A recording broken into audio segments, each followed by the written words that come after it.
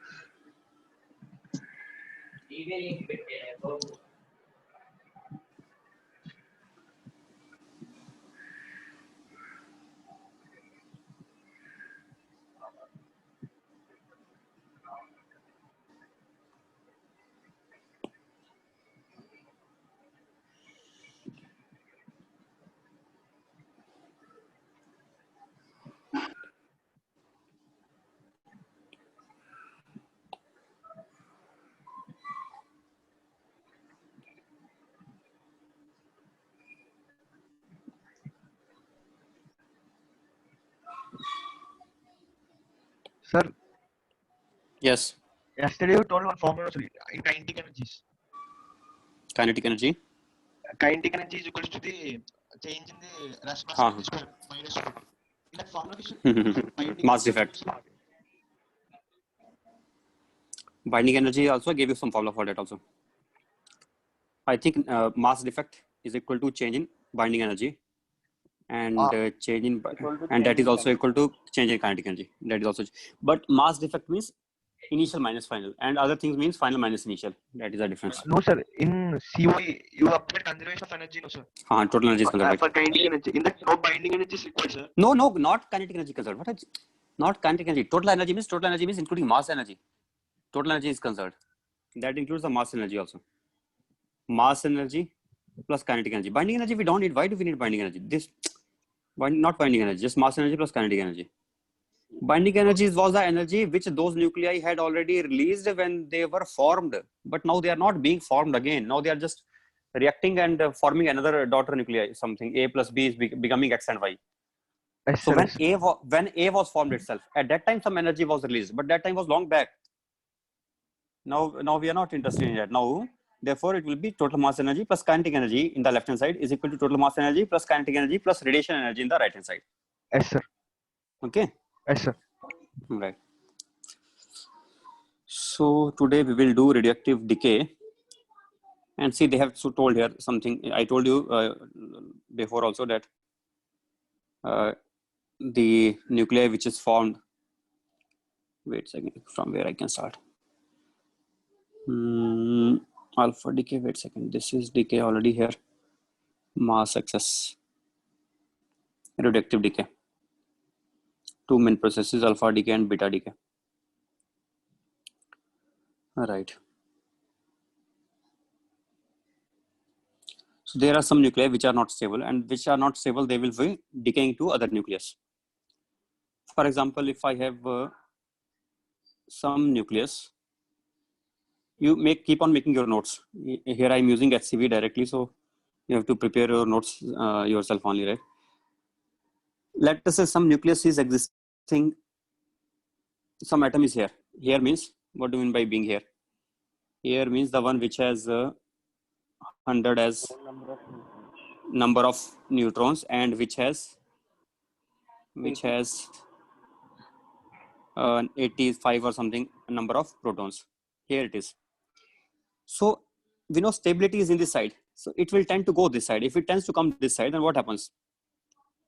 Then to come to this side, it has to decrease its number of protons. So some protons should convert into neutrons, and if they convert into neutrons, then neutrons will also change. So it will not come this way, it will come that way. Means One number will decrease, other number will increase, but finally it will be able to come towards the stability. So this nucleus here, this is imaginary nucleus maybe, but in reality also some nucleus may exist here, and they will tend to be unstable. If it is unstable, it will try to achieve stability. It will try to achieve stability by going that side. Okay. Similarly, if some nucleus is here, this side here, let us say, it can come to this side. These black ones are stable ones. So it will try to come towards the black ones to acquire stability. Sometimes it may have to decrease the number of protons to achieve that, and sometimes it may have to increase the number of protons. Depends in which side of the stable curve it lies. So if an atom lies here in this place, I think it has excess number of neutrons as compared to protons, as compared to what we need. So those excess neutrons will try to convert into protons. So it will tend to shift in this direction to acquire stability. Okay. So in order to acquire stability, when the number of neutrons change into protons or protons change into neutrons, then this process is called as decay. So there are two types of decay possible.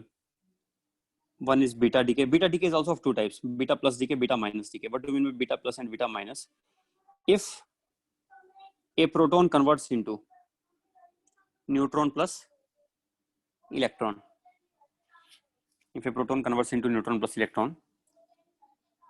then number of protons will decrease, atomic number will decrease. And electrons, one electron will come out from the nucleus.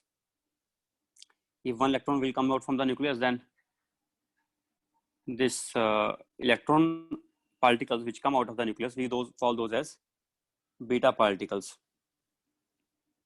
Means there is no difference at all. This is just normal electron only. Don't think it, but because it is coming from nucleus, we start calling it sometimes beta ray. But it does not mean it is somewhat different from normal electrons because it is coming from the nucleus. It is exactly the same thing.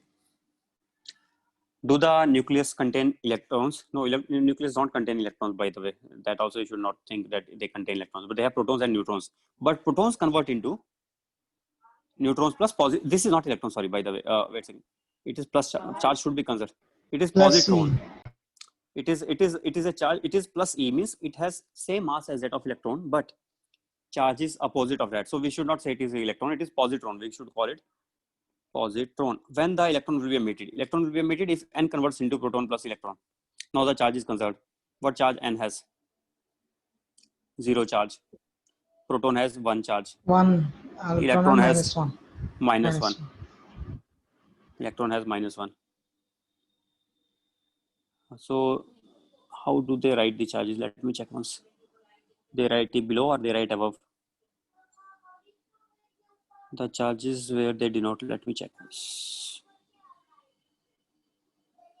I think below only we write below they are writing, see, if you observe this equation here, below we write the atomic number, above we write the mass number, But if I take a example of this, yes, here they are not writing any number on it. Numbers we put sometimes, here they are not putting the numbers. They are just writing P. I think below we put the charge number, I think, and above we put the mass number always. So for electron and proton also, where I was writing this. In this place also, if I want to put the mass numbers and the charge numbers on these, then I will be putting like this. N has 1 mass number and 0 charge number. Proton has 1 charge number and 1 mass number. It has also nearly equal to mass of neutron, not exactly, but little less than that. Which has less mass? Mass of proton is slightly less than mass of plus electron. Electron has minus 1 charge and nearly very less mass. It does not have any mass number. Its mass number is 0. We don't put any mass number for this. This is how we can write the equation. So when the neutron converts into proton and electron, then what kind of ray will come out of the nucleus? That will be beta minus ray. We call it beta minus ray. Or beta minus ray is just like a ray of electrons. On the other hand, when proton converts into neutron plus electron, then what kind of, positron, again I'm saying electron, positron only. then what kind of ray we call that? We call it as beta plus ray. So beta rays are two types, beta plus or beta minus. Beta minus is just ray of electrons only, but beta plus is just ray of positron. What is difference between positron and proton? Proton has much larger mass. Charge. Positron has mass. No, charge is same. Positron and proton, same charge. Positron and proton have same charge, but difference is in mass. Mass of positron is equal to mass of electron. We call positron as antiparticle. Positron is antiparticle of electron. It is antiparticle. What do we mean by antiparticle? Antiparticles are something when they combine with the particles, then neither particle remains nor antiparticle remains, but they convert into energy. Are you understanding what I said? If I take a E minus and I join it with E plus, then both of these will vanish into, and they will convert into radiations. They will convert into radiations. Energy will be released. Okay. If proton collides with antiproton, then same thing happens. Neutron with antineutron, same thing happens. So any particle which collides with its antiparticle, then both vanish and they just convert into energy. In our universe, it is made up of particles, not of antiparticles. But it is a big puzzle for everyone that is it possible that our universe could be made up of antiparticles? Scientists believe yes, it could be possible that our universe could be made up of just antiparticles. Antiparticles means in place of electrons revolving around the nucleus, anti-electrons, which are nothing but protons. I'm sorry, positrons. Positrons may be revolving around the nucleus. The nucleus may contain antiproton, which will have mass of proton, but charge of electron. And similarly, neutron can be having anti-neutron. So all the particles could be having corresponding antiparticle, and that can also form a stable universe. Nothing will go wrong in that also. But we are having just particles, and antiparticles are not there, and antiparticles are not even existing now. Why they don't exist? Imagine somehow some antiparticle gets created, but there are so many particles everywhere. No, universe is filled of particles only. Then antiparticle will collide with that particle, even if it is created in labs or it is somehow accidentally created because of the cosmic rays. Some high energetic radiations may sometimes create such antiparticles. But when such antiparticles are created, will they vanish quickly or not? Yes, because everywhere it is matter. Antimatter is not existing. So when matter collides with antimatter, then both convert into energy. So if one antiparticle is created, it will soon get its particle and it will collide with it, and it will convert, both of them will convert into energy. So therefore, our universe does not contain any antiparticles on its own, but in labs we create those, or in such radioactive decays also those antiparticles are created. Okay. Yes. In beta minus S, their electron in upside zero. Why you wrote? Mass number of the electron is zero only. What mass number for this we should assign? Electrons have zero mass number. So beta minus and electrons both are same, sir. Beta minus is just electron, nothing else. Just electron only. But these electrons come from nucleus. But it does not mean these are different from there. Okay. These are just electrons only. Means these are electrons, and these can in fact after coming out of nucleus, if they find some vacancy in the around the nucleus, then they may start orbiting around the nucleus to form the atom. That is also possible. Means these are just electrons. Will they be able to form revolve around the atom nucleus? No, not normally. Reason?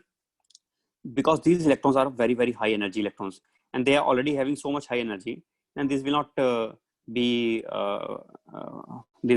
I can say bound by the force of attraction of the nucleus. This will be separated away from that. But it may happen that one beta particle was emitted, electron was emitted from here, or beta negative particle was emitted from here, and somewhere far away where its energy slows down, this electron gets retarded by after several collisions, and somewhere it will find some atom, and it will start this electron will start orbiting around that atom if the atom was having one less electron in its orbit. Then it will find that atom and it will start revolving around it. That is possible. That happens. Okay, so it is just electron only, no difference at all. Okay, do the electrons exist inside the nucleus? No, but in the nuclear decay, they are created from the nucleus. That is possible. Okay. One more thing you should think here. I am telling you that proton can convert into neutron and electron. Now it is a big issue actually here. What is the problem? Problem is mass of proton is less than mass of neutron. Then how can the proton convert into neutron and electron? This thing we understand. It is possible, quite possible. But how is it possible? Actually, it is not possible. It is not possible outside. A single proton outside, which is not inside any nucleus, cannot convert into neutron and electron. That is not possible, impossible. But a single neutron outside, if it is just a neutron only, this neutron, why don't we have as large number of neutrons as possible inside the nucleus? Now somebody may think that if number of neutrons are more, then we have more stronger force of attraction.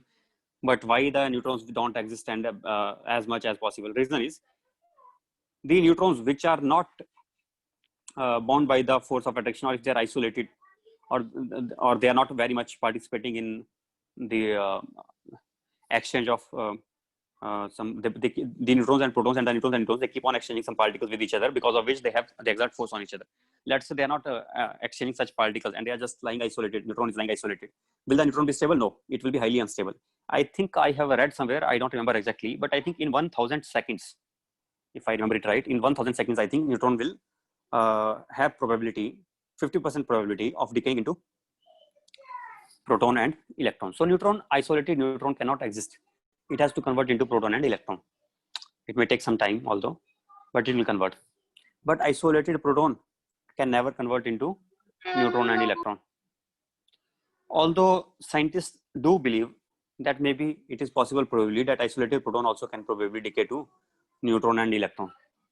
Now, how do they believe that? How does it happen? I think because maybe some energy will strike it, some rays will strike it, and then that may trigger it to convert into neutron and electron.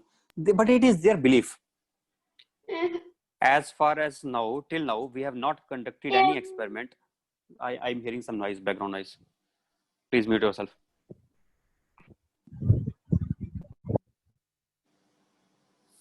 So as of now, there is no such experiment successfully conducted in which we are able to find out that proton can decay into neutron and electron. Although they believe that it has half-life of the order of 10⁻24 years, I think, something like that, some very big number, or 10⁻24 seconds also maybe. I'm not sure, but that is also a very big number. So they were talking about some very big number, and they say that probably it can also decay. But as of now, we have no such experiment which really verifies that claim of certain scientists. So anyway, for us, it is enough that we will say that proton cannot decay into neutron and electron on its own if it is isolated. But within the nucleus, it is possible. Within the nucleus, such reactions definitely take place where proton converts into neutron and electron. So why it happens within the nucleus, and why does it not happen for isolated? If it happens for isolated, then it somehow violates the conservation of energy, because the mass energy of proton is less and mass energy of neutron is more already. Then how can it gain energy from nowhere? It is not possible. That's the problem. But if it is within the nucleus, then within the nucleus, this proton can take energy from nearby nucleons, and by that extra energy added to this proton, it may convert into neutron plus electron. So it is possible within the nucleus. Within the nucleus it is possible, but outside the nucleus it is not possible. Is it okay? Is it clear?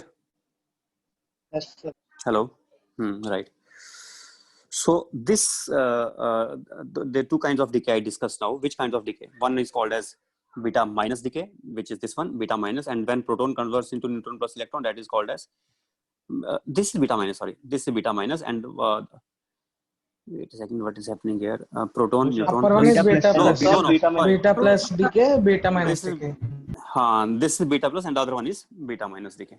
So there are these two kinds of decay possible. One more decay is possible, that is called as alpha decay. What is meaning of alpha particle? You already know. So alpha particle means which has a mass of Mass 4 number unit 4, charge of proton. charge of proton. That is alpha particle, or we can say it is a helium ion. It is helium ion. That is alpha particle. So that alpha particle can be can come out from the nucleus, which are having large heavy nucleus. Why? Because as I told you, heavy nucleus tend to decay in order to acquire more stable configuration, because the binding energy per nucleon will increase if they decay. Then binding energy per nucleon will increase. So they have tendency to decay. So although they have tendency to decay, but does not mean that they will decay. Okay. So in order to decay, there is some probability that they can decay, but depending upon that probability, some material will be more reductive and some material will be less reductive. So let us discuss something called as reductive decay. So stable nuclides have definite Zn combinations as shown in the black circles in the figure. We have seen above the black circles. Nuclides with other Zn combinations are also found in nature or may be prepared in the laboratory. However, these nuclides are unstable and they decay into other nuclides by various processes. Two main processes by which they decay is alpha and beta decay. Beta are two types and alpha. Gamma decay is also there, by the way. Gamma decay means in which no particle will be released, only radiation will be released. The gamma decay will always be taking place wherever beta and alpha decay are taking place. After that, what happens when the daughter nucleus is created? This is the daughter nucleus. This is called as parent nucleus. This parent nucleus will result this daughter nuclei. This is alpha particle. This is daughter nucleus. This daughter nucleus may contain the protons, or it may be landing into we can say excited state. The daughter nucleus may not be born in ground state. It may be born directly in excited state. Then these protons inside, they will jump from the excited state to the ground state. It is not like electrons. I cannot simply say that protons are jumping from excited to the ground state. Some different way it happens, but you understand something like that happens, that the configuration which was in excited state, that may acquire the ground state configuration. And once the ground state configuration is achieved, then it will emit some radiations which are called as gamma rays. So gamma rays will be released in alpha decay process as well as in beta decay process. Whenever our nucleus formed, this nucleus formed here or this nucleus formed here, whenever our daughter nucleus formed is already in excited state, then it will decay to ground state, and in the process of decay, while it is coming to the ground state, then it will be releasing some radiations which are called as gamma rays, which are not having any, which are not charged particles. Alpha particle, beta particle are charged particles. Gamma rays are just electromagnetic radiations only. So when the gamma decay will take place mostly with alpha and beta decay. When alpha beta decay is there, then gamma will also be there in that. Okay. Now alpha decay. Alpha decay, we are spitting more mass in this. This nucleus is spitting more mass. It is trying to eject mass of 4 units. So you can understand it should be a heavy nucleus. Then it has that tendency to do that. So unstable nucleus emits alpha particle, reducing its proton number as well as its neutron number. And this process is represented in this way. Means if initial mass number was A, initial atomic number was Z. Finally, mass number of daughter nucleus will be A-4 and atomic number will be Z-2, and a alpha particle He42 will be released. Okay. All right. So element will be changed in this process. Now this will be a new element. Means one element is converting into another element. When we study chemistry, not nuclear chemistry, then we know chemical reactions take place. But in chemical reactions, the nature of element does not change. If it is carbon in one compound, it will be carbon in another compound also. It will be carbon in third compound also. Carbon will not change into something else.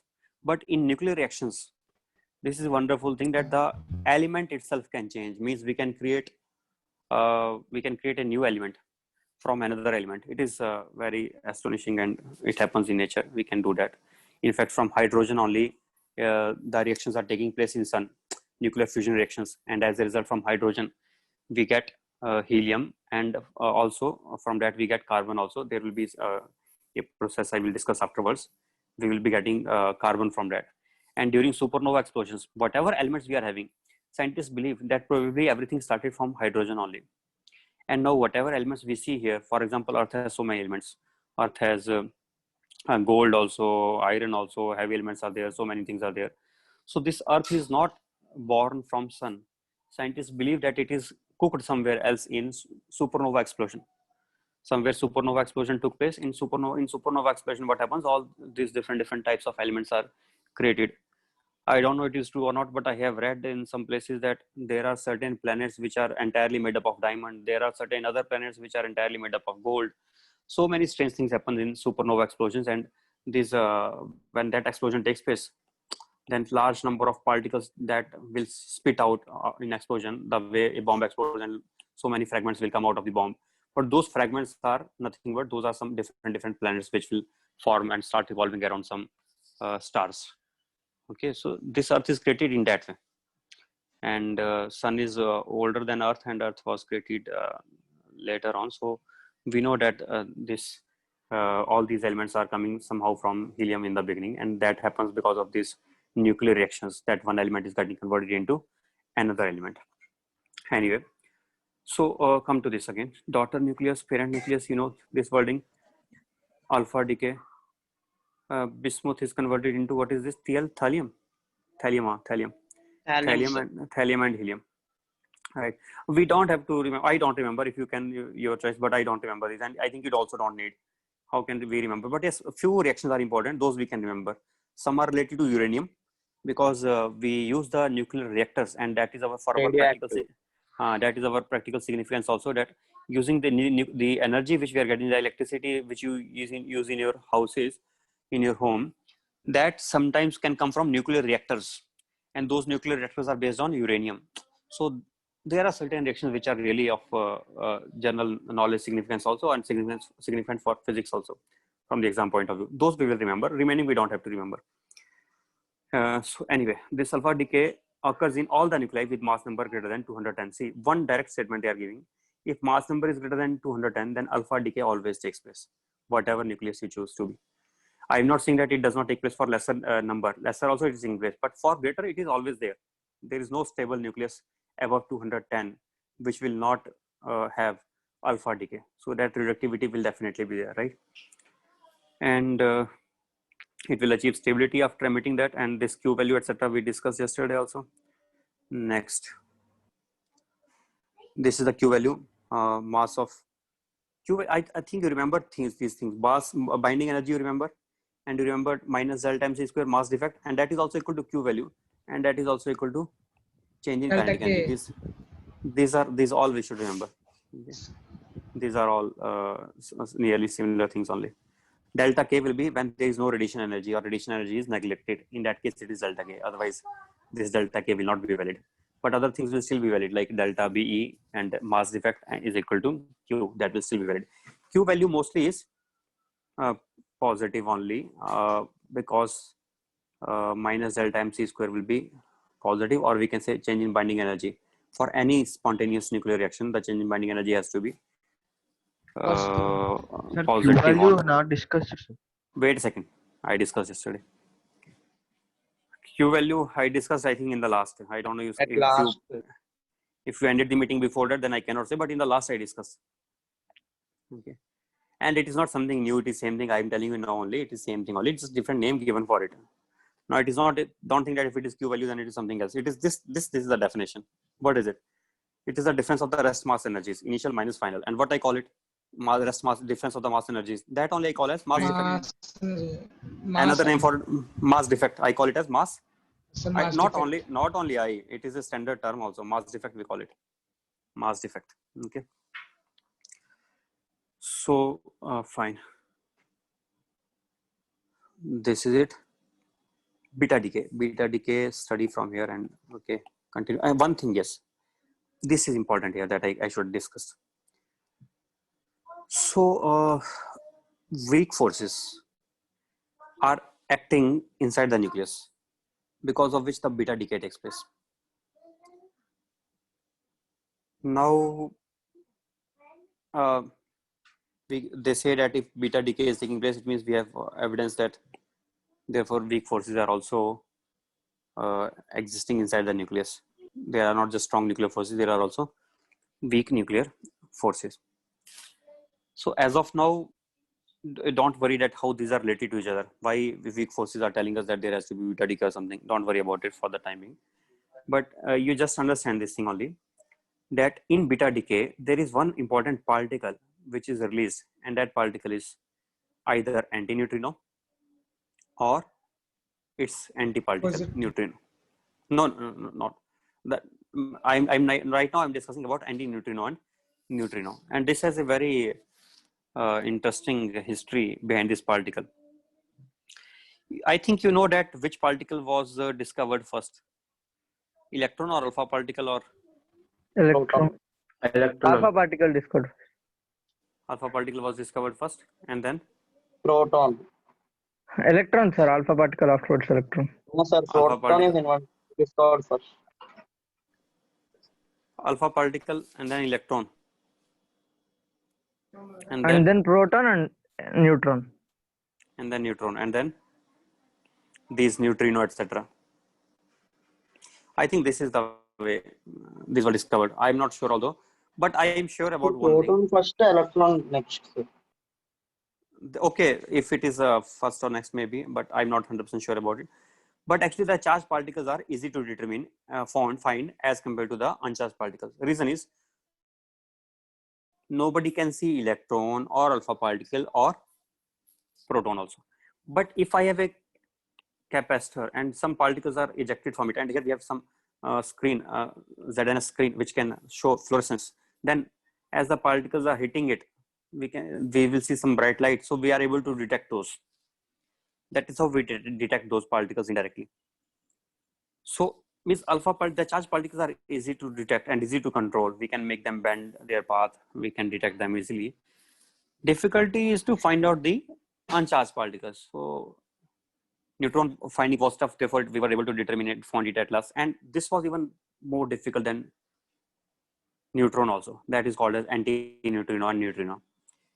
And it was so difficult to find because it was having very, very tiny mass, very, very small. Neutron is heavy, but it is very, very lightweight. In fact, it is so lightweight that for most of the time, scientists believe that it does not carry any mass.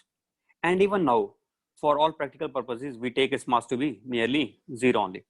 We assume its rest mass to be zero sometimes, and we assume as if it is just like a photon, although that is not true. It has some mass, although that mass is very, very less. It is so less that we tend to neglect it mostly, much lesser than electron also. So it is very light particle, and that too, imagine, first of all, so light, and that too not charged also. So then how can we detect it? It was tough, but still scientists were able to detect it. See, is it really not wonderful how they were able to detect, and why they predicted? Scientists predicted in the beginning itself that there has to be some particle called as antineutrino or neutrino. There has to be something like that, they thought. Why they were thinking, why they were looking for such particle? What happened? They were thinking either this particle must exist or the law of conservation of momentum will be violated. Because while they were observing some nuclear reactions in which beta decay takes place, then they were observing that, let's say, proton is ejected and electron is ejected. Normally what we expect, that proton carries some momentum, electron carries some other momentum, and then they will be going in opposite directions probably in order for the momentum to be conserved.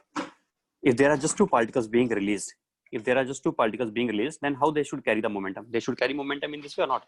Equal and opposite, right? Equal and opposite. Sir, But they were observing that electron, the beta particle tends to deflect in different directions, and they were surprised at how it is going in different directions, not just in one particular direction. Not only that, they were also noticing that electron was carrying very different type, wide range of kinetic energies. Normally, whenever some nuclear reaction takes place, then there's a well-defined amount of mass defect. Mass defect is well-defined. And if mass defect is well-defined, then the kinetic energy which the products will acquire, that will also be well-defined. Well-defined means it will be fixed amount of kinetic energy that they can acquire if it is being produced from a nucleus initially at rest. Then the kinetic energy that the products will carry, that will be of a given value only. They cannot carry as much as they want, because they will carry only according to the energy lost. So either the conservation of mass energy will be violated, so which scientists believe so much that it cannot be possible. It is valid always, so it should be valid. Conservation of momentum will end up getting violated. Scientists believe that was also very much that also must be there. That cannot be violated. Then if these two so much sacred principles are not getting violated, then there has to be some third particle which we can't see right now, but there has to be some third particle which is providing the recoil to the electron so that the electron is going in different directions. And that was the story behind this particle. They were looking for it long back, but after I don't know how many years they waited for it, and somebody conducted this experiment. Power of human creativity and imagination, really, they were able to find that also. And it is so much difficult to find it. You can understand, if I tell you about the nature of this particle, you can understand that how difficult it will be to find out. First of all, these particles are created in the core of the sun. Where these are created? In the core of sun. You know, core of sun will be so deep inside.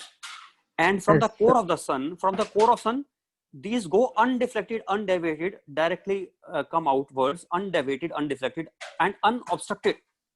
Means our body, human body, is just like a transparent thing for it. It will keep on passing through it, and human body is nothing.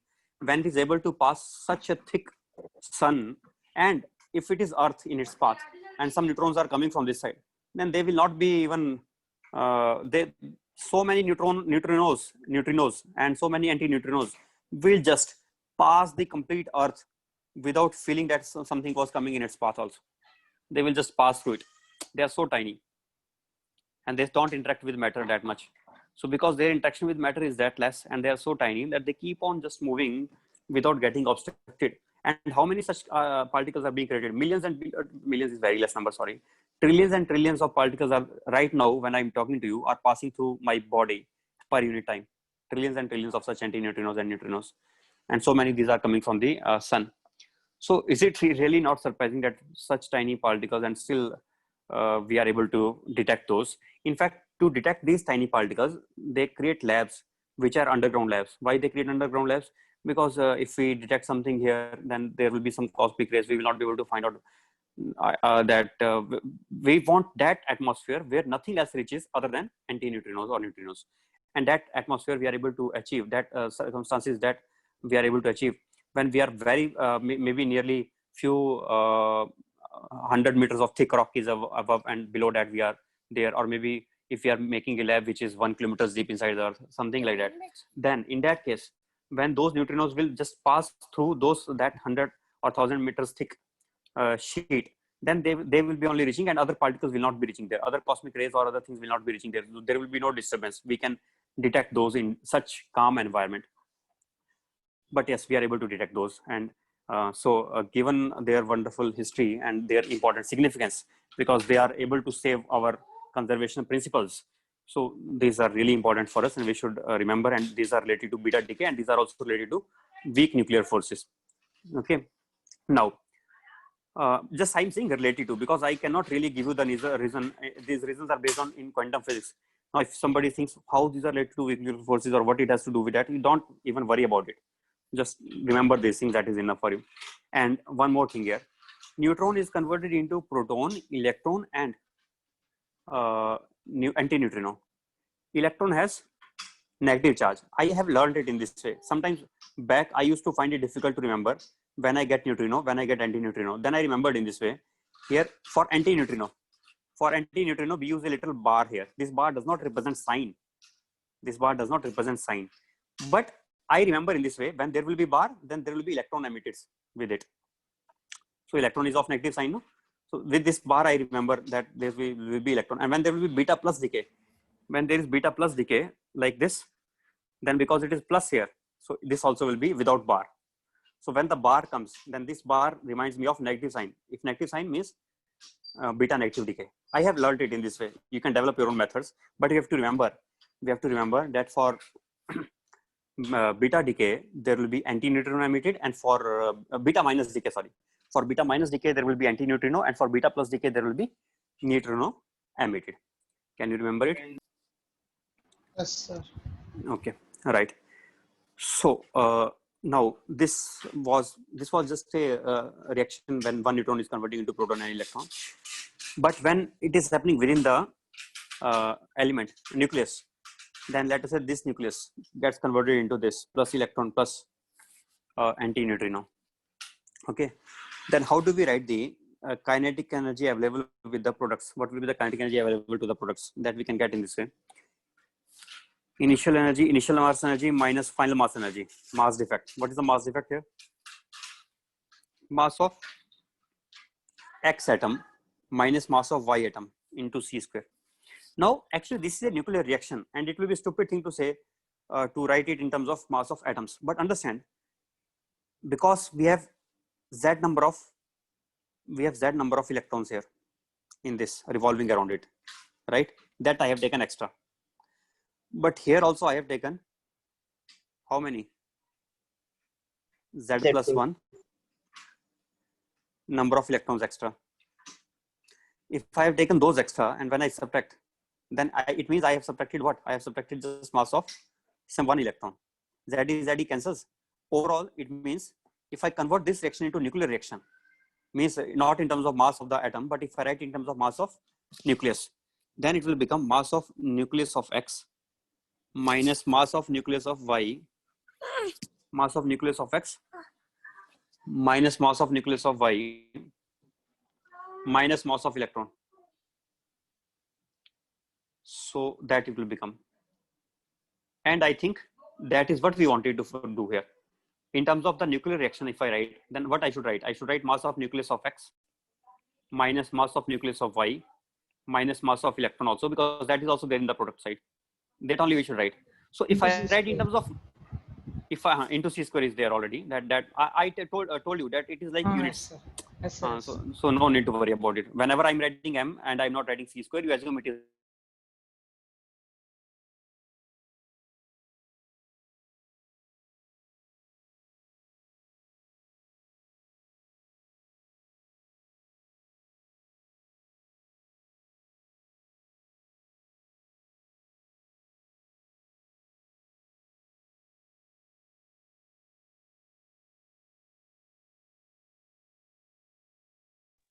Sir, voice not Sir, audible. voice not Sir, not audible, audible.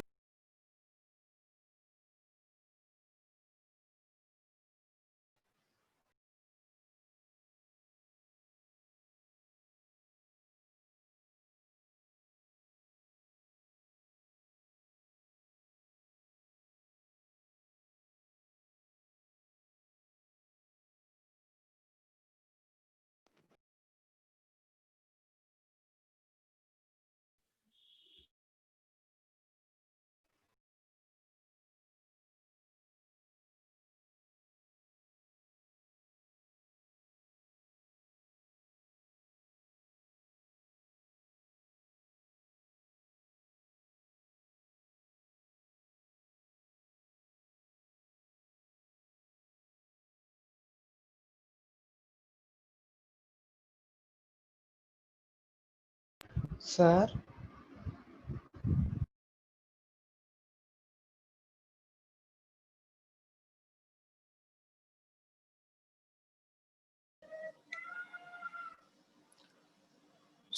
Can you see what I'm showing you or not? Yes, sir. You can see the screen. yes, sir, yes, sir. Yes, sir.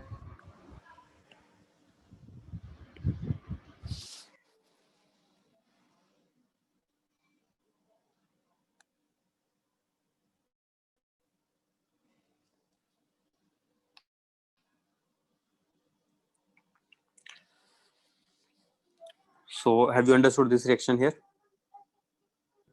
Yes.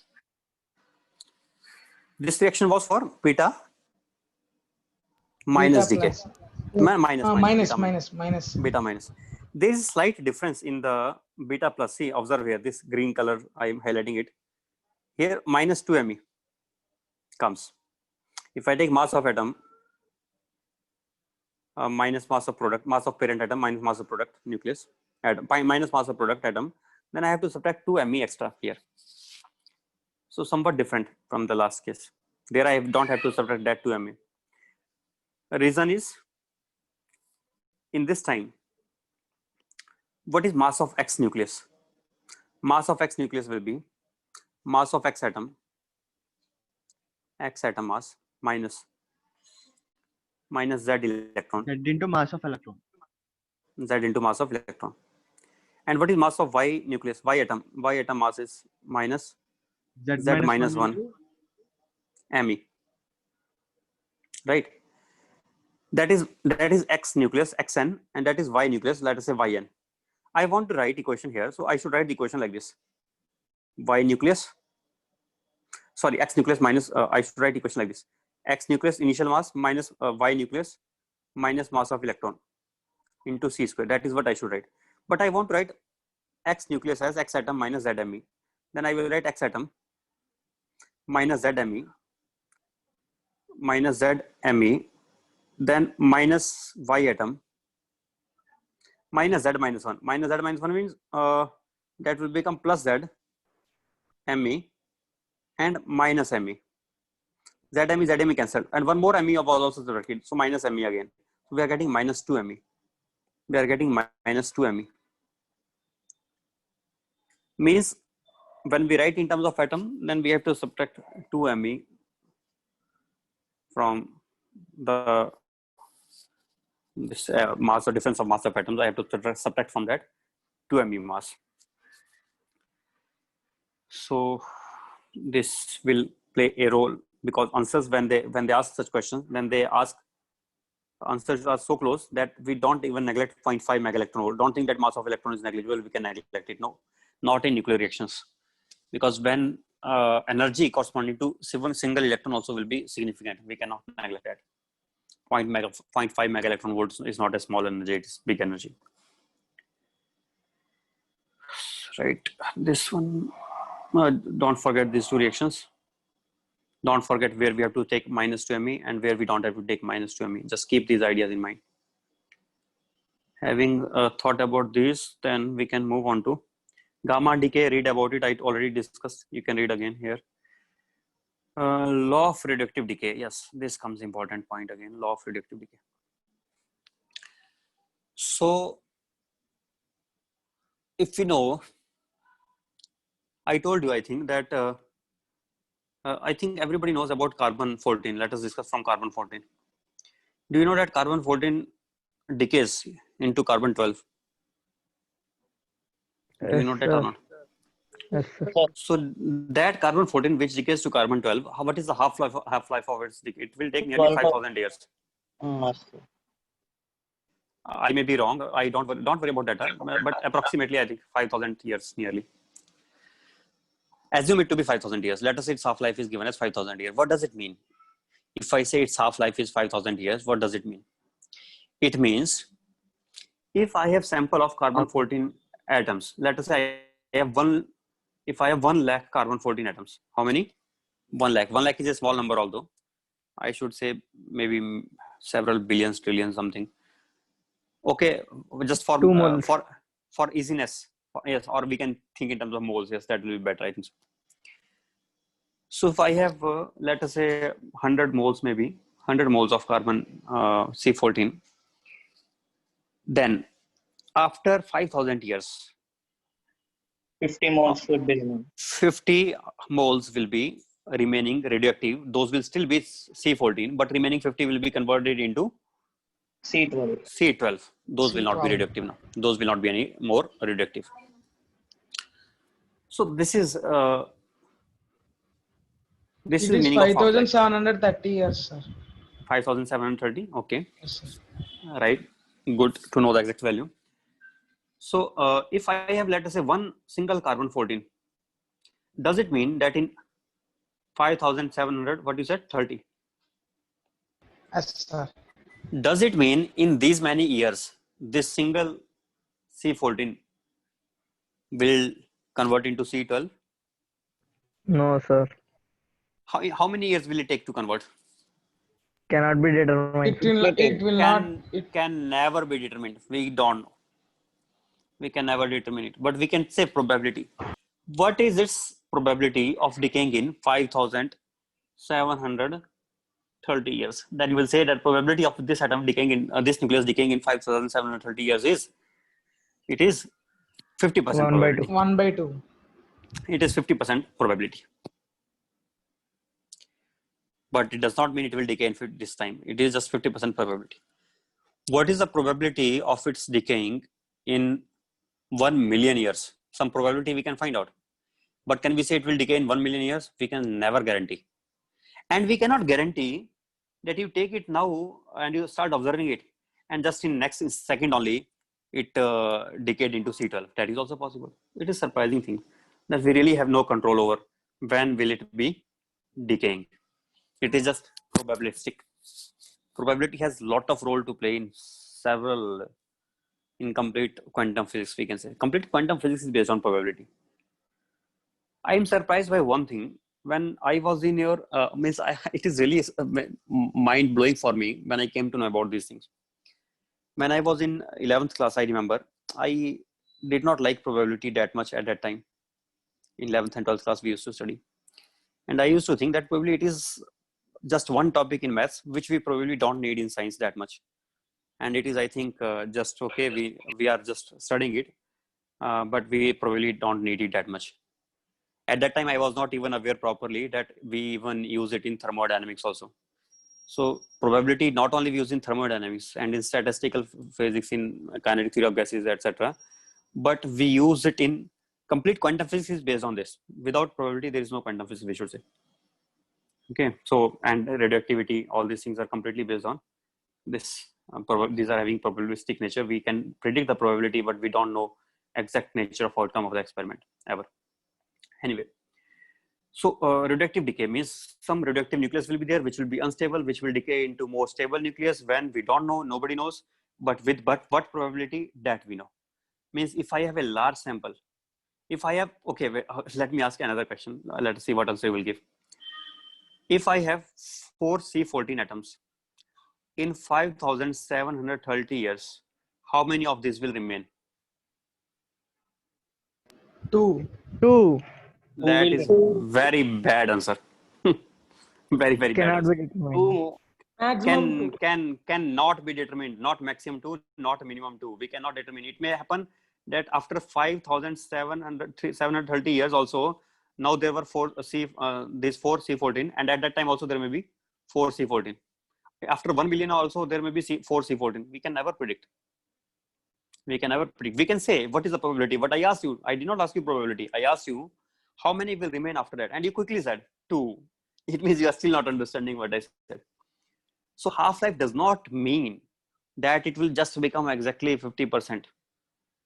That is also, it has, means it is something like this. We can say, if I have a very large sample, let us have, that's why I was saying that we should think about billions and billions of atoms. Then in that it will be very much true. If I have trillions and trillions of atoms, and that I'm observing. So after 5,730 years, how many will remain? Let us say I started with 1 trillion. And I will end up getting half trillion. Will it be true? Yes, it will be definitely true. Now you may think, how can it be true? And if it is true, why it is not true that 4 converts into 2? There's a lot of difference between these two. Reason. What are these significant figures in trillion? Just one significant figure, that is 0.5, I think. One significant figure. But how many total numbers are there in trillion? How many trillion numbers are there in trillion? Observe 0, 0, 0, if I put, there will be so many. I think, what is the trillion? Trillion, I think is 10 raised to power 12, I think, right? Billion is 9 and this is 12. So we have, out of 10 raised to power 12 values, I have just here 1 digit which I am giving you. But here I have only 1 digit, 4, and I'm saying 2, and I'm assuming that to be true. That is not possible at all. So this will be definitely, it will be 0.5 only. Now will it be 0.5000000 trillion? Then I will say no, that may not be true. Means it will be 0.5, but it will not be 0.5 with 100% accuracy. It will be, we can say, nearly 0.5.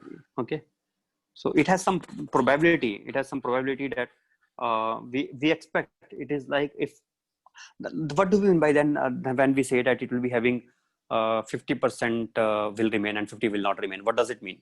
It means if I conduct this similar experiment with 1 trillion atoms, or maybe just 4 atoms also. I'm conducting 4C12 I'm taking, and I'm conducting experiment with 4C14 atoms, and I am conducting this, you are conducting this, third person is also conducting this, and everybody in India is conducting this, and everybody in the world is conducting this experiment. All are taking how many? All are taking 4C14. Just 4 carbon atoms all are taking. And they are conducting this experiment, and they are observing after 5730. Some of you may have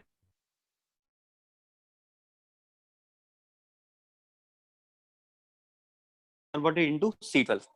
Some others may have all converted into C12, while some others may have 2 converted into C12. But if we take on an average of all these outcomes, then it will come out to be very much close to 50%. Again, I'm saying very much close to 50%, means I will have to increase the large number. Number should become even more for it to become more close to 50%.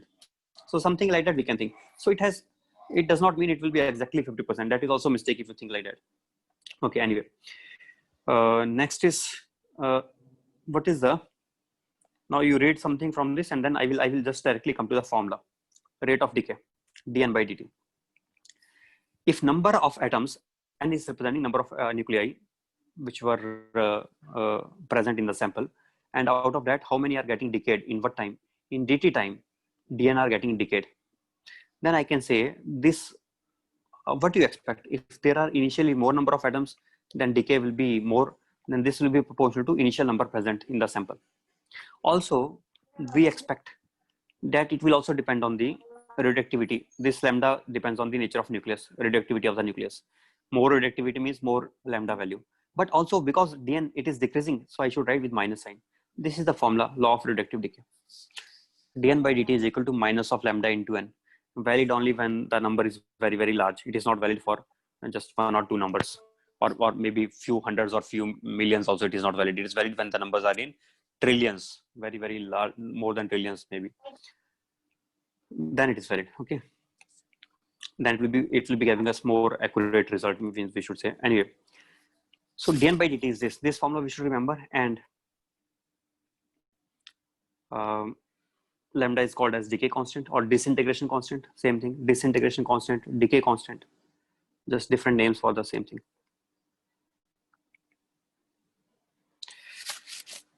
Then we are integrating it. Initial number was n naught, finally becoming n in 0 to t time. Then we got something like this here, this new relation. N is equal to n naught into e raised to power minus lambda t. dN by dt we call as activity. What we call dN by dt as? Activity of the sample, rate of decay is called as activity. So we can see here that activity will be A into n, lambda into n, sorry, and n is itself equal to n naught into e raised to power minus lambda t. That is lambda into n naught into e raised to power minus lambda t is equal to activity. But lambda into n naught can be written as a naught, initial activity. So activity also varies in the same way. Activity also, because of the exponential relation, I should say, not only n has this relation or activity has this relation, but rate of change of activity will also have this relation. Double rate of change of activity will also have this relation. This is the property of exponentials only, that the way a number is varying, same way its derivative will be varying, same way its double derivative will be varying. Okay. Unit of activity. 1 disintegration per second is SI unit, and that we will represent by BQ. BQ is short form for Becquerel. But this is not a practical unit. This is just SI unit, but not practical. More practical unit will be Curie. That is 3.7 into 10 power 10 disintegration per second. Do you know that Madame Curie was a scientist who was awarded Nobel Prize twice because of Radium discovery. Yes, exactly, radioactivity. She discovered radioactivity. She was awarded Nobel Prize twice, and I think she is the only lady who has got Nobel Prize 2 times. Yes, sir. But all those who discovered radioactivity in the beginning, and it was unfortunate, they died because of cancer. Radioactivity, these radiations are cancer. These are cancer causing, because these are means we cannot see those, and what they will do to our body we will not even know, but they will do something to our body in the atomic level, and we cannot even feel it. We will not be able to know also, and they will be cancer causing.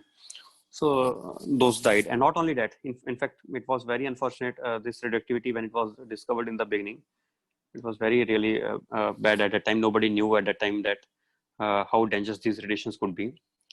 So there used to be some models in the company that was producing this radium, and those models, what they used to do, they used to models used to use lipstick with radium. So when they used to put that lipstick on their lips, their lips will be glowing. So means it was it used to look very nice and wonderful. And they used to do that. So, and all those models, they also died with the cancer. So it was really very unfortunate at that time. Nobody knew what this could be causing.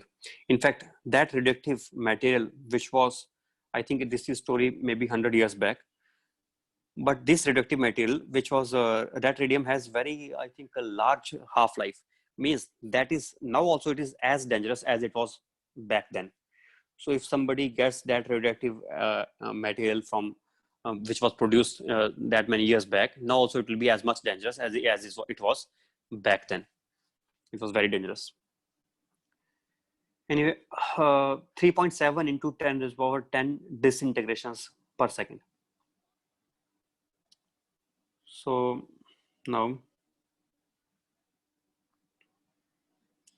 next, half-life. Time elapsed before half-life. You know that these radioactive radiations are always there. Now also these are passing through our body and without our cells knowing it. But there is some limit above which if the radioactive radiations pass through our body, then we consider those to be unsafe. But if it is below that limit, then it is considered to be safe. Now, below that does not mean, you already know, I think you know about the quantum nature of the photons and of the energy. So I think you know this also, that if it has quantum nature, then if some photon has to come out or some gamma rays has to come out and it has to knock out our molecules of our body inside, and it has to do something wrong there, then I think one or few such gamma rays may be enough to do that. We don't need many gamma rays also. So, but it is just like a matter of probability. Means when more number of gamma rays will be striking, then probability of causing damage to our cells will be increasing. But does not mean that a single cannot be that much effective. A few photons or gamma photons, the high intense radiations, they may hit our body and they may also cause cancer. So it is so much probabilistic that who gets cancer when, nobody knows. There are no means proper causes of cancer. This happens sometimes all of a sudden. Although this is not the only reason behind the cancer, that radiation is not the only reason. Some other reasons are also there sometimes. But I'm saying, see how our life is just dependent on probability. Very much pessimistic view of life, because it seems that we cannot determine and something will still happen. Something bad may happen. But it is truth. Anyway. Decay constant. Okay, fine. Come to this. Decay constant for the radioactive nuclide is given, and can you remember this? 3.7 into 10 power 10. You have to learn in this way. 3 plus 7, 10. I think that may help you. 3.7 into 10 power 10. 1 Curie. Okay. It may be used. And CI is the this is how we represent it. C capital, I small. Atomic weight is given here. Activity of sample is given, and we have to do something. Okay, you just do that. This I'm leaving for you. You can read these here and you can solve here yourself only. Average life. This I have to explain. What is average life? Average life I want to explain. What is average of any number? Average velocity. What is average velocity?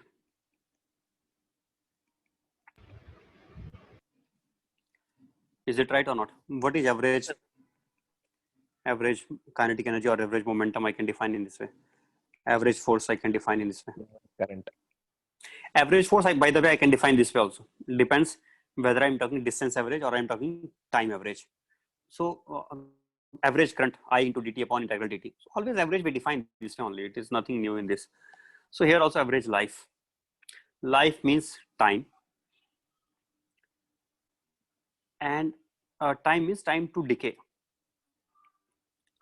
So let us say, wait a second, I think I should plot a graph here to show you, and you can note it down in the copies. That is, it is n not in the beginning, n versus time graph I'm plotting, and at any instant of time t here, how many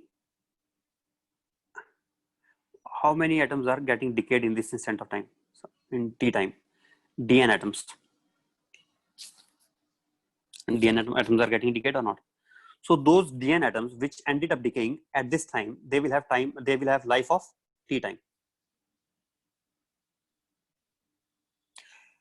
You think in this way. Let us say I want to find out average life of all the people in this in India.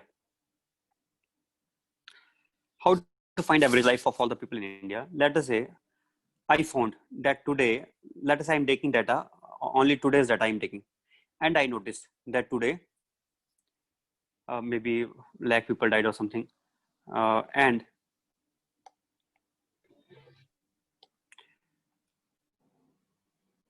those lakh people who died today,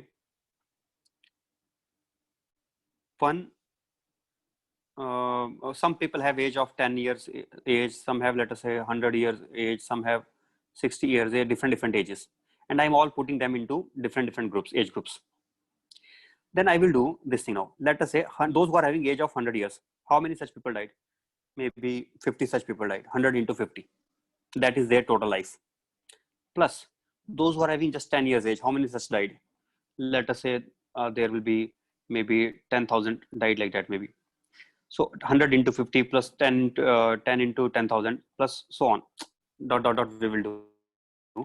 We are doing this thing. We are taking the number of person who have life of T1 time, and we are adding that NITI integration is or summation divided by sigma average life you want. Average life means it will be unit will be in time. So divide by NI, or I can say it will be T into DN divided by integral DN.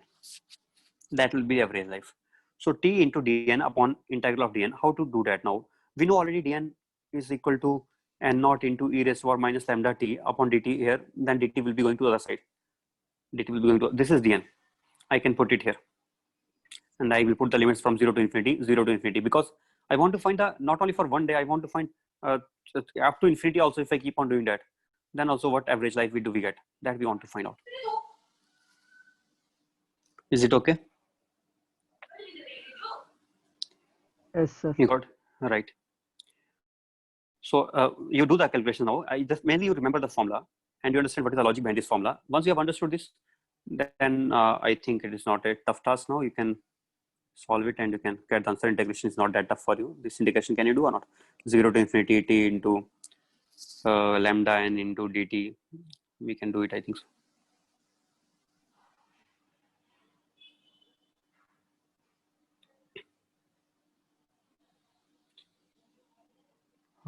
Are they writing same formula or different formula? Wait a second. What I wrote, what they wrote. Let me check. I wrote t into dn integral divided by dn integral, which will become t into dn will be n naught into dn by dt. What is dn by dt? That is minus lambda into power minus lambda into n, right? yes, sir. Then I can write it as, I can write minus lambda into n means minus lambda into n naught into e raised to power minus lambda t. Then it will become, let me write down, minus lambda into n naught into e raised to power minus lambda into t into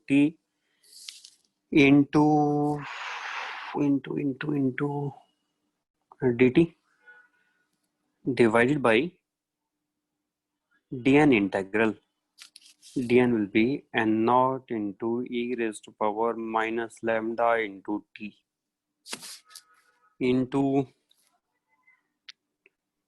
that only. dt will be this. I think this I don't have to write. I know total number will be n naught only. That will be n naught, initial number. That n naught will cancel with this here.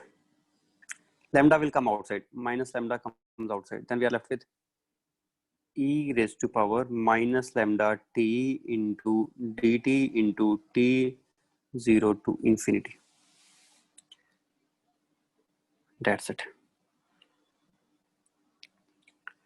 But I'm not understanding why I'm getting negative sign, why they are not getting. Okay, got it.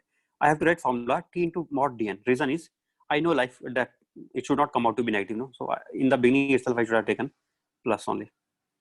Means I should have written formula rather than writing T into dn. I should write it as T into mod dn, and below also mod dn. Then correct only. We are getting same result. Okay.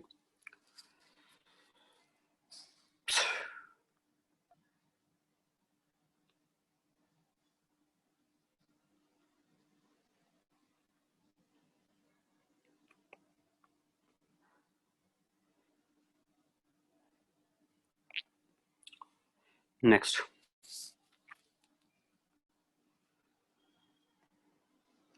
Properties and uses of nuclear radiations, beta ray, nuclear fission.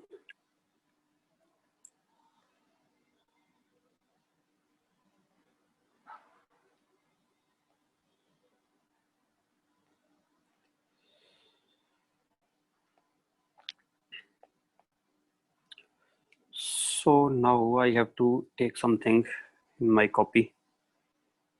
Where is that? Here it is. Let me take it here. So other than the things which we discussed till now, what is it in short? If I want to write dn by dt is equal to minus lambda into n. Solving, we get n is equal to n naught into e is for minus lambda t.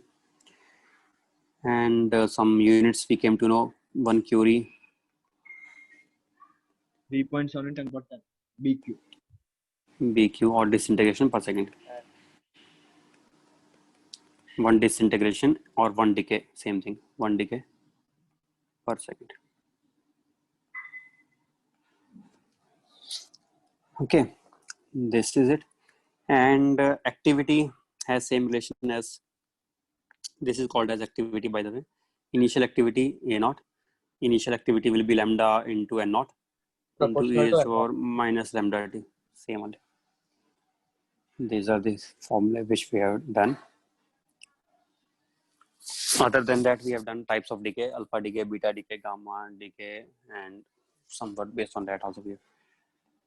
Now,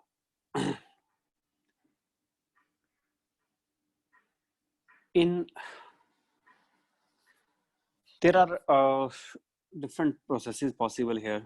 One is simultaneous decay into two with different disintegration constants, lambda 1, lambda 2. So something X may be converted into A or it may be converted into B by process having decay constant lambda 1 and lambda 2. So what will be the number of X remaining after some time? If I want to find now, then I cannot write n naught into e raised to or minus lambda t because lambda is not fixed here. 2 lambdas. What should I do? E power minus lambda 1 plus lambda 2. Yes, exactly right. Because it will have, we can say now,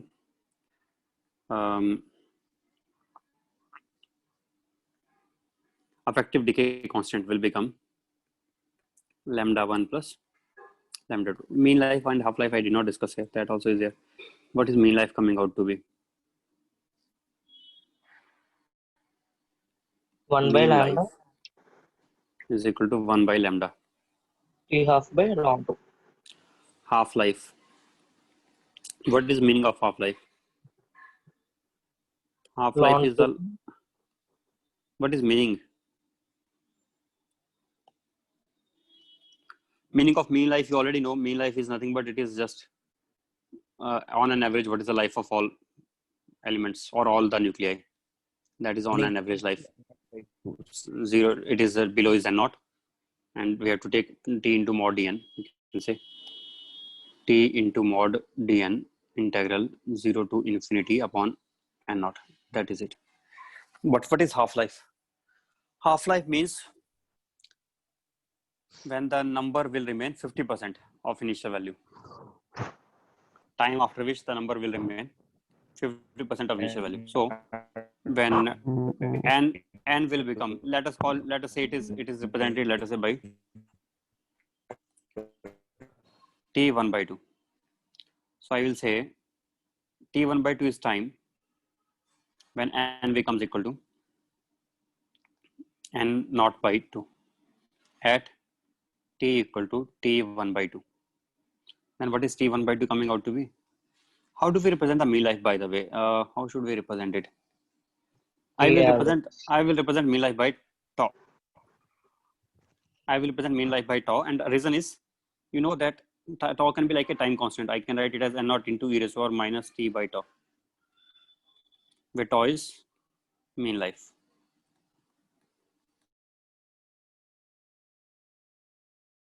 Okay, I will represent it by tau. Half-life I will represent by capital T is okay for half-life. Why should I write 1 by, or okay, maybe t1 by 2 also, no problem. t1 by 2 is half-life.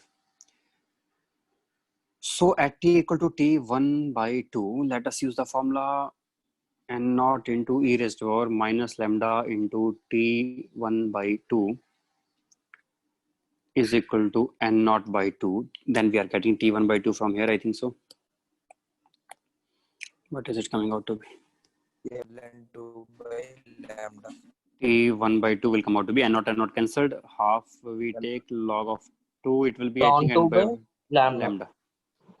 0.93 by we can say tau log 2, or as you know, log 2 is 0.693 into time constant, that is half life. Time constant means mean life, that is half life. All right. So if there are two types simultaneous decays being taking place, then we have this expression. From here we can get half-life also for the combined.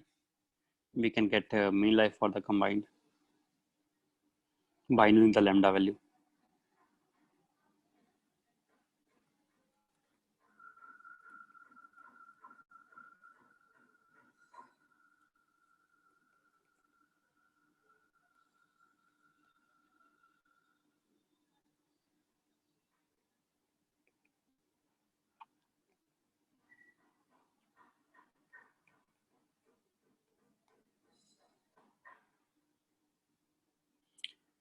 Next, we can think of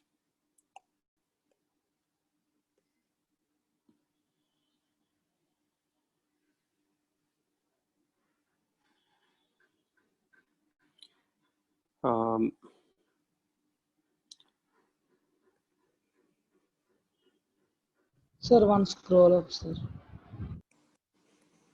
what do you need? With upon, sir. Lambda is equal lambda 1.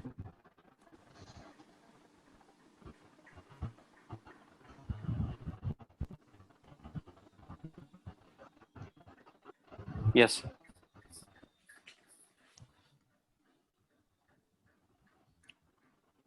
Okay, sir. Okay. Yes, sir. This is effective time constant of the combined process. Okay, this is effective time constant. If I use the effective time constant, then I can still find out what happens to this n naught initial present in the sample. That n naught will become n naught into e raised to power minus lambda t. Okay. Yes, sir. I can say this also. D total number will remain constant at an instant of time. Means what will remain constant? Na plus nb plus nx. That will remain constant n naught. If I differentiate all, then I get dna by dt plus dnb by dt plus dnx by dt will be equal to 0.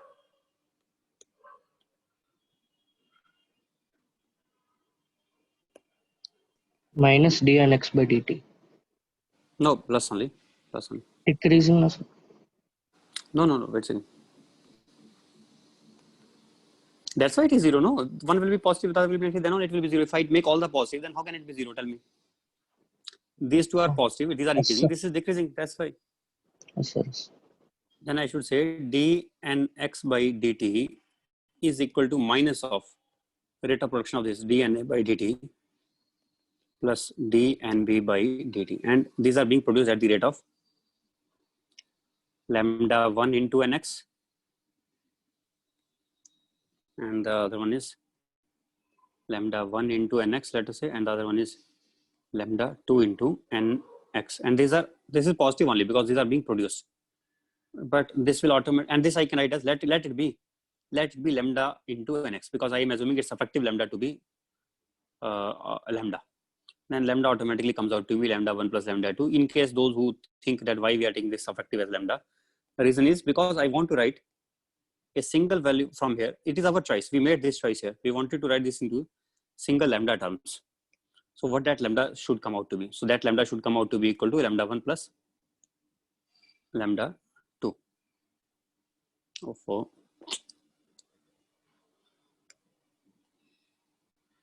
What is happening here really? Okay. Yes, sir. Simultaneous production and decay. What do we mean by simultaneous production and decay? Let us check once.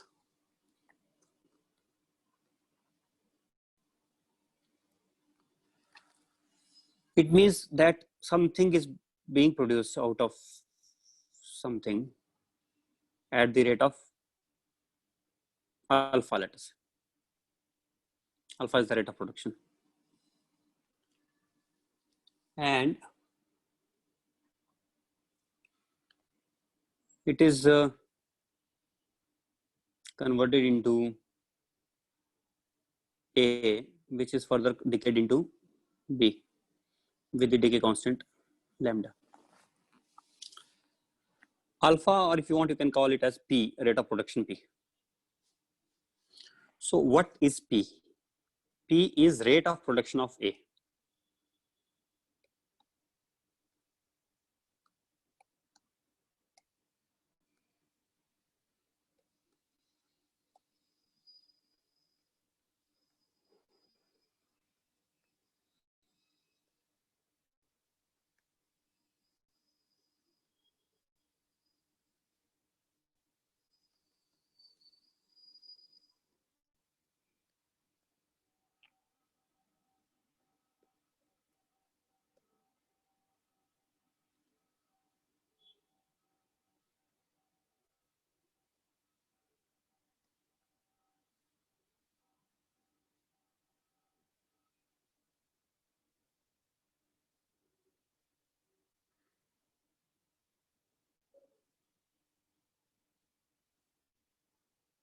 Lambda minus A.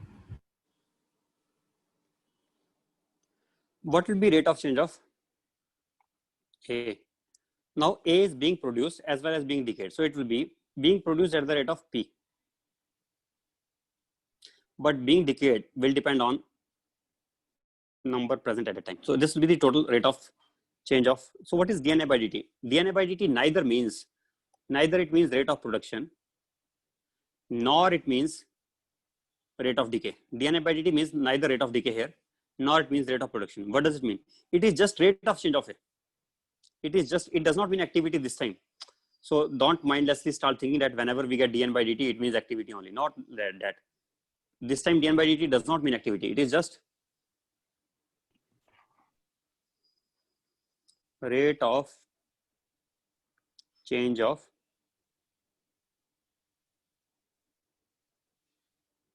number of radioactive nuclei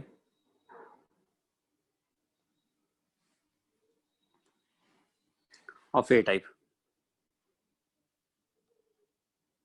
It is just its rate of change. Now that rate may be, that is effective because of the production and the decay simultaneously taking place. P minus lambda n. Is it understood?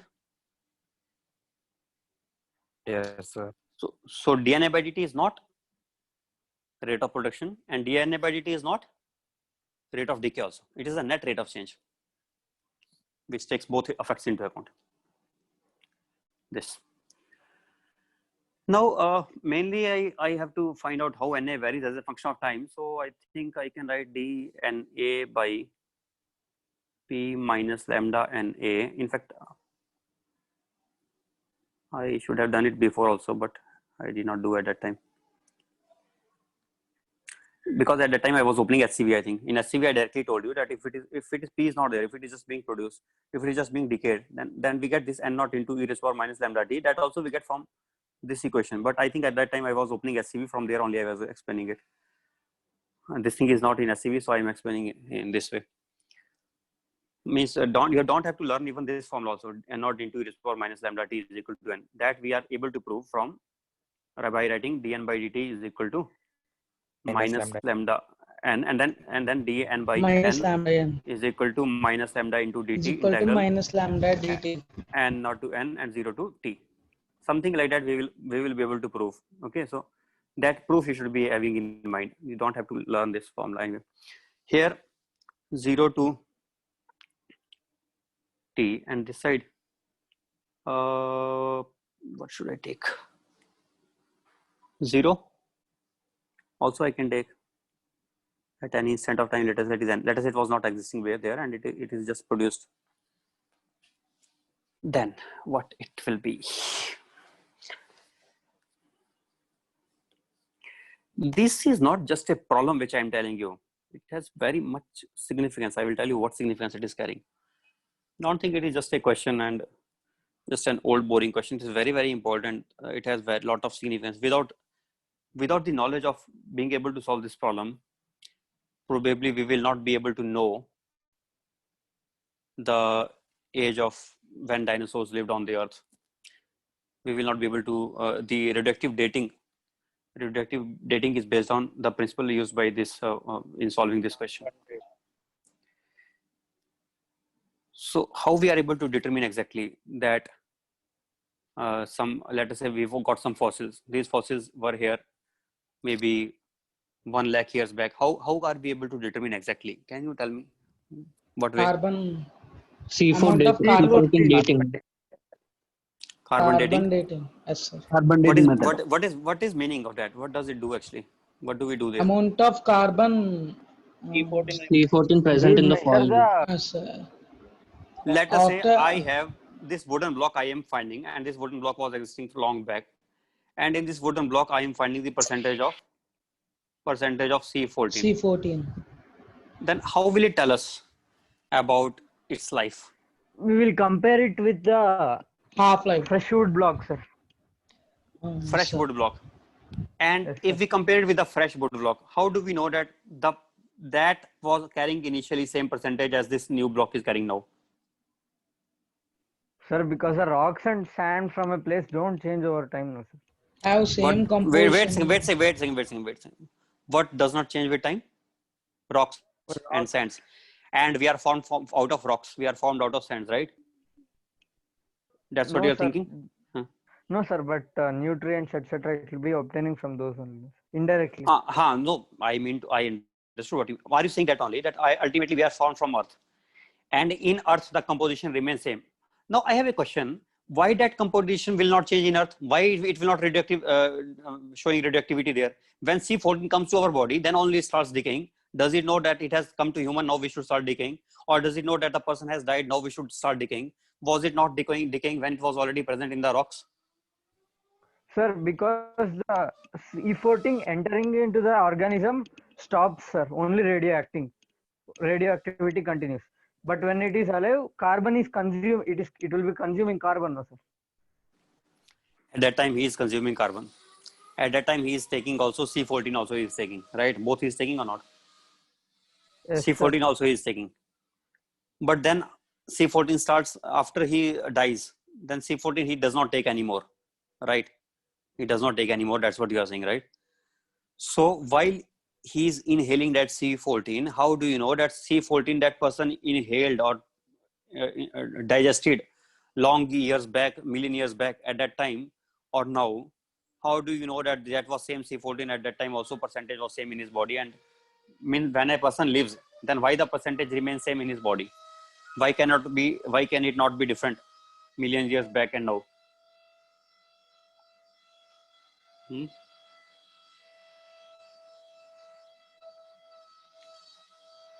Okay, see here. Let us solve this question. We will maybe find out the answer for that also. Log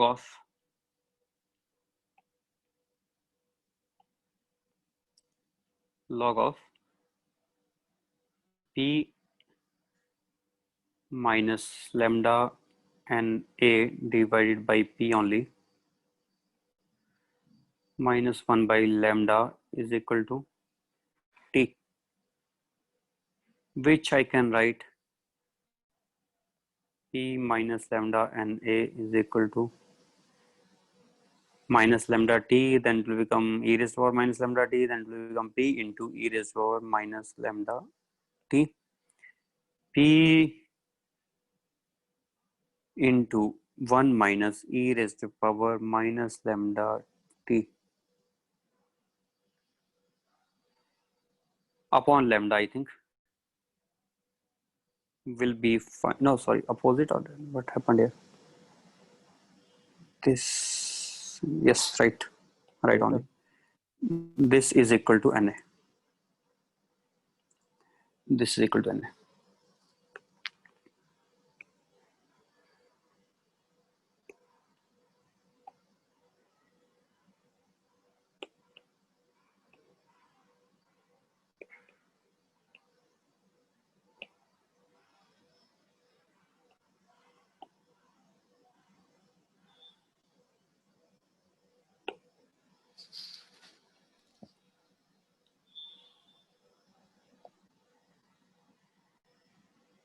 What will be the graph? Increasing.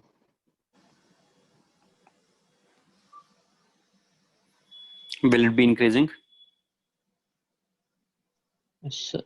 1 minus e raised to power minus lambda T factor.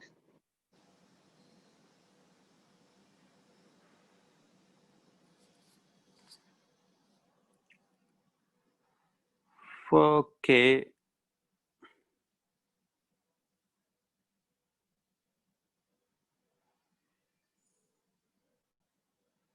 But it will be becoming constant also because of this factor. You know that. Such graphs you have plotted before also.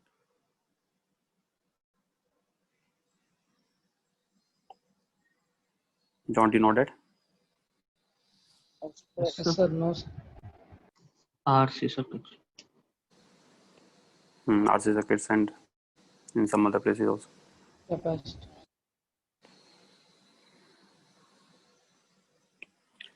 This is the graph, red color. What is the final value which it will obtain at T infinity? If I put T infinity, then I get exactly P divided by lambda value at infinity. P is the rate of production.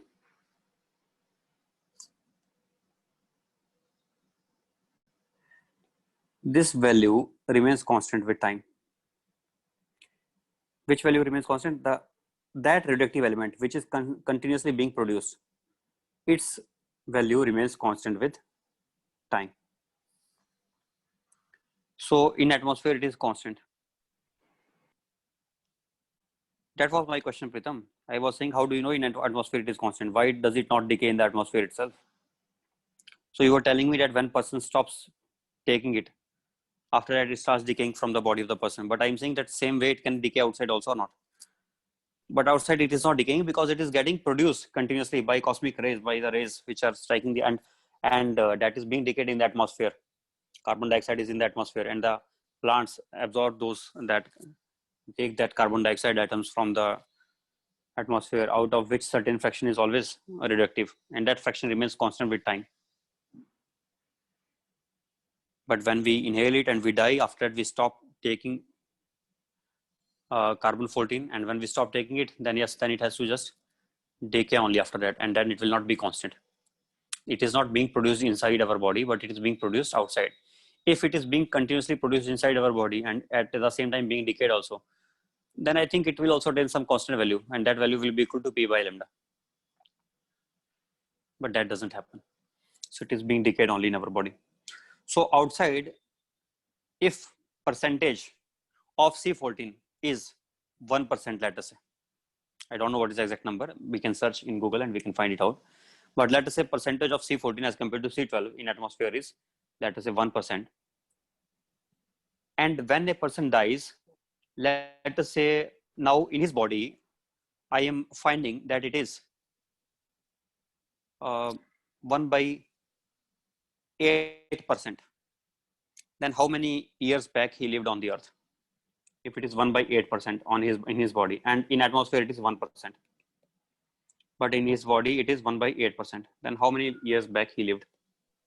3 years.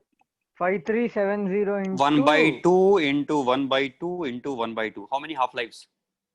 3 half-lives. After every half-life, after every half-life, we will be getting 1/2. 3 into 573. I should give you one more formula. I don't know where should I have given. I should have given here itself, maybe. I think here I have some space. I can write it here, and N you also. equal to n naught by 2 power n.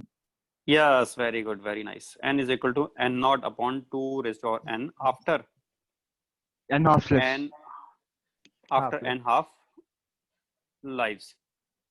After n mean lives.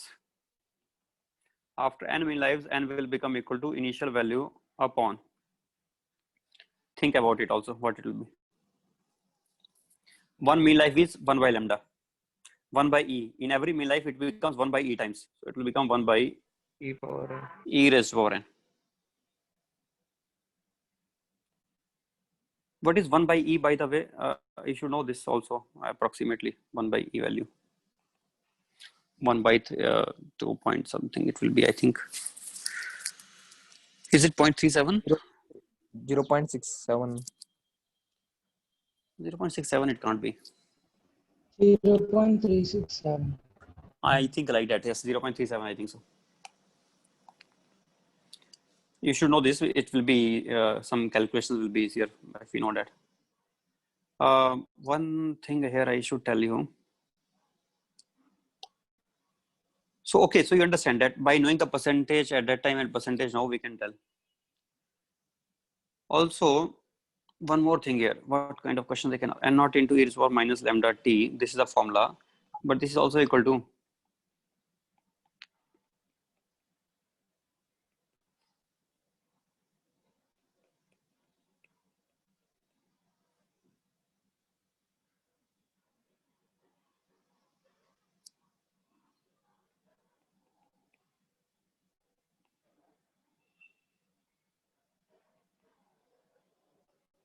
you know that or not? Yes, sir. No, sir. Yes, sir. Depends. If lambda t is very less as compared to 1, then I will end at the second term. If lambda t square is upon 2 factorial is very less as compared to 1, then I will go up to the second term. So it depends up to which we can approximate. Sometimes this may happen that lambda t itself may come out to be very less. Then we will end it here only, and we will say it is approximately equal to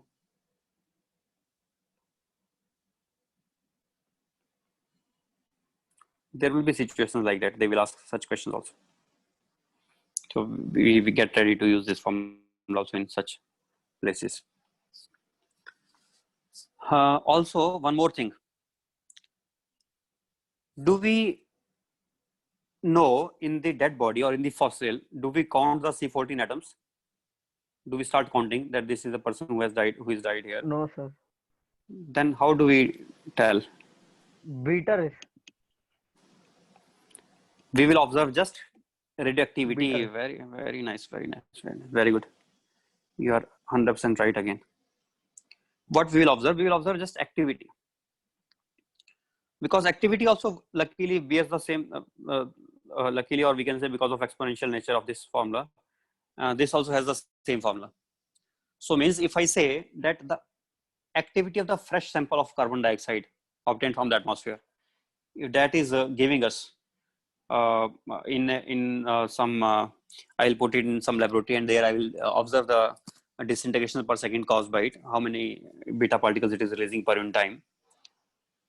And if I find that it is releasing, let us say, certain amount per unit time, I don't know what exact number that will be, then as compared to that, in the old fossil, if I'm getting just 50% of that activity, which is from the fresh sample, it means the sample which is fresh, the sample which was old is 5,730 years back, which is equal to half-life. That's why the activity is reduced to 50%. So after every half-life, the activity will also reduce to 50%. Then I can say this relation. This is important relation which I gave you, but more practical significance is not of this relation, because nobody will count the numbers. Nobody can count the numbers, but we can count the activity. So which is more practical significance? The more practical significant formula will be actually this second one, which I will give you now. Activity formula. Activity will also be equal to A naught upon 2 raised to power n And after n half lives, and n may be integer or it may be just some fraction also. So it is including all the possible numbers. It is including those numbers also where the time elapsed is not equal to integral multiple of half-life. Then also this formula will be valid. Similarly for mean life, but we don't need that. This much is enough for us. So it is really of a wonderful practical significance, and this is very useful for us. Okay.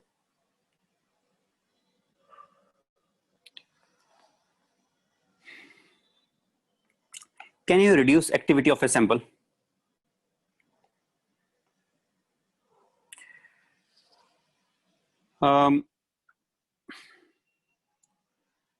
We cannot reduce, but I should say that I can reduce activity coming from a given volume.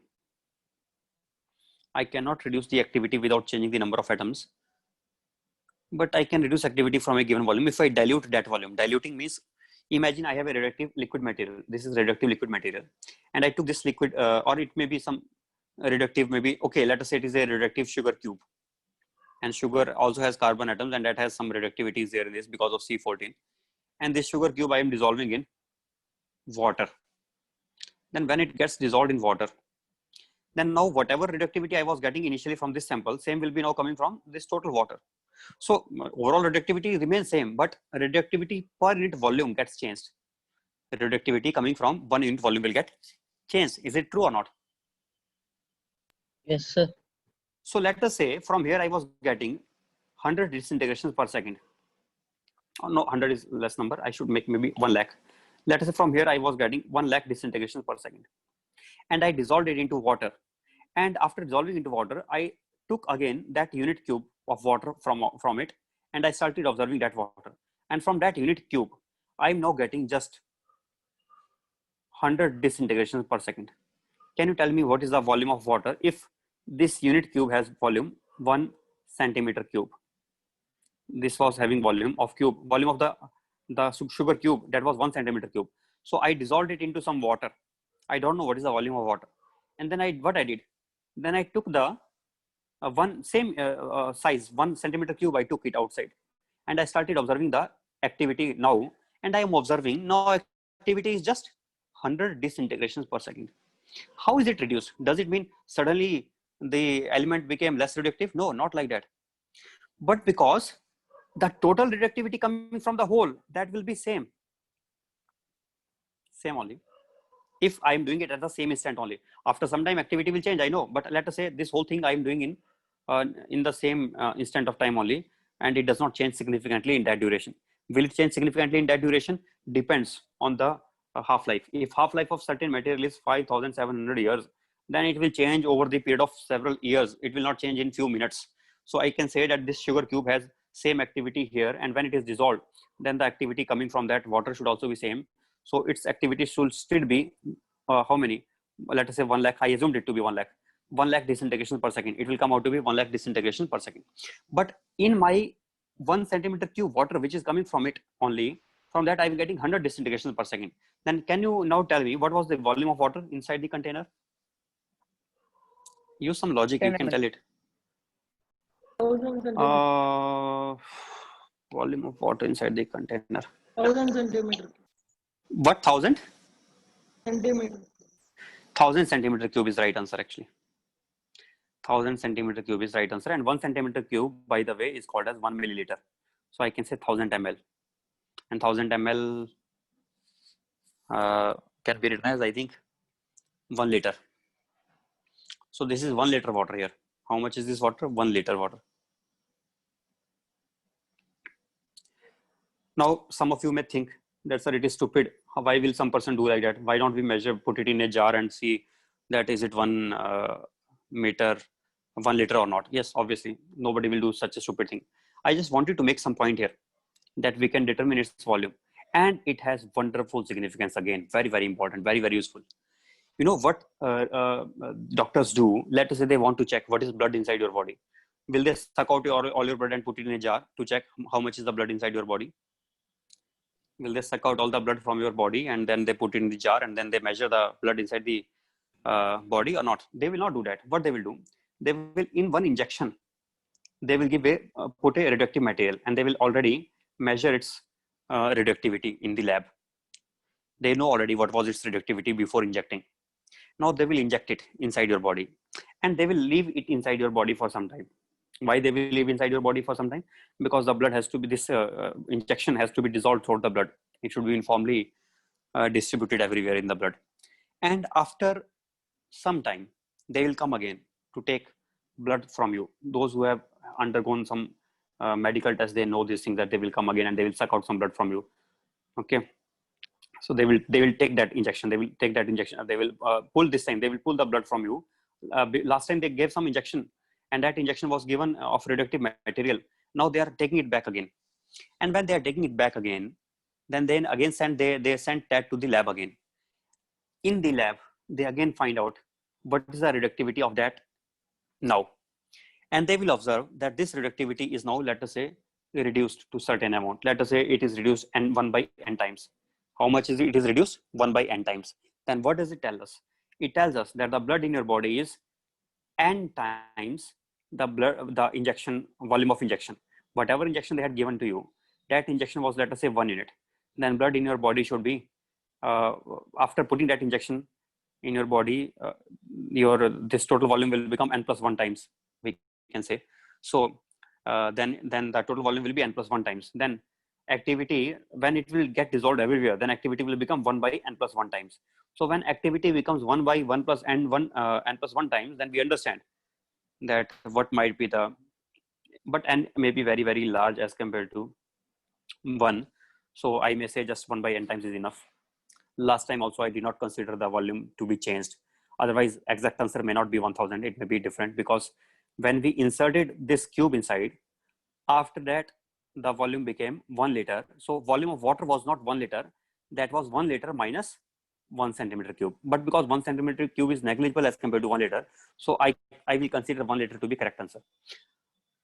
Otherwise also, our time in which we are putting this inside and the time in which we are observing the sample, those times are different. And because of different times, the activity will get reduced, otherwise also somewhat. So we are not worried about those things also. But doctors are worried about that thing also. So they will be not only noting, they will be noting exact time also, that in which time this injection was given. And at that time, what was the activity? So initially, what was the activity in that injection? And when we took out the blood, and again we are now calculating the new activity. What is the activity now? So they will use this formula, that final activity will be equal to initial activity into e raised to power minus lambda t. This is the expected activity. But our activity obtained from that blood will not be this. That will be a fraction of that also. Why will it be a fraction of that? It will be a fraction of that because the volume in the injection which is taken out of the total volume of the blood, that fraction into A2, that will be the activity observed. That will be the activity observed in time, after time t. Okay. So means the activity gets reduced because of 2 reasons. One, it is getting reduced because of time. Another, it is getting reduced because of getting diluted. Diluted means we have given this activity to the whole blood, but out of that we are taking just one part again, and then we are observing its activity. Definitely that activity will not be equal to the activity of the whole sample. It will be activity of a small fraction of it. So that is the fraction. Small v is the volume of the injection, and capital V is the volume of the blood. Activity A2 is the activity which we expect after T time, but activity observed will be A2 dash. A2 dash is the activity observed. A2 is the activity which we expect. A1 was the activity of the sample. A2 is the activity we expect, but we get activity as A2 dash. So what is the volume then? Volume will be A2 dash upon A2. Oh, sorry. We can get from here V. Can we get the volume of the blood or not? We can get it.